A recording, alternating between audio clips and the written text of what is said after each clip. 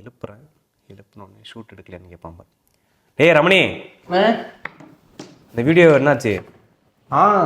முடிச்சிடலாண்ணே. இல்லை இவனும் அதான் சொல்கிறான், நீ அதான் சொல்கிறேன். கொடுப்பீங்களா கொடுக்க மாட்டீங்களா? முடிச்சிடலாண்ணே. ஷூட் என்னாச்சு?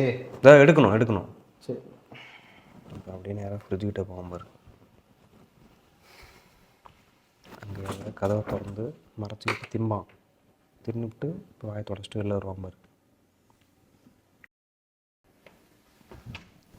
சொல்லுவேன் இப்போ டிவியில் போய் உட்காருவார். அண்ணா ஏன்பா? நெட்ஃப்ளிக்ஸில் ஒரு புதுசாக சீரிஸ் வந்திருக்கானே. உன் ஃபோனில் பாருப்பா. என் ஃபோனில் சப்ஸ்கிரிப்ஷன் ரீசார்ஜே இல்லை என்கிட்ட. ரீசார்ஜ் இல்லை, அப்புறம் எதுக்கு நீலாம் நெட்ஃப்ளிக்ஸ் பார்க்குற? நீங்கள் இருக்கிற தைரியத்தில் தான். இப்போ அப்படியே கிச்சன் போவாங்க. அங்கே ஏதோ திங்கிறது இல்லைன்ட்டு இங்கே வந்து விரத்தையாக வருவான் பாரு. எதுவும் சமைச்சு வைக்கல. நீங்கள் எப்படிண்ணா சாப்பிடுவீங்க? நான் பிரியாணி ஆர்டர் பண்ணலான்னு இருக்கேன். பிரியாணியா? நீ கண்டென்ட் எடுத்துருவானே. கண்டென்ட் எடுத்து பிரியாணி இப்போ இல்லை, நைட்டு ஆர்டர் பண்ணிட்டு நைட்டு சாப்பிட்டு சாப்பிட்டு தூங்கிடலான்னு. சரி நமக்கு ஒரு 200 பணம் கொடுங்க. எதுக்கு? படத்துக்கு போகணுங்க.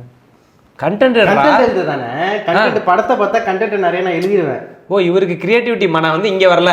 போய் புது படம் போய் பார்த்துட்டு வந்து கண்டென்ட் எழுதிட்டு வந்து அப்படியே கொட்டிடுவேன்.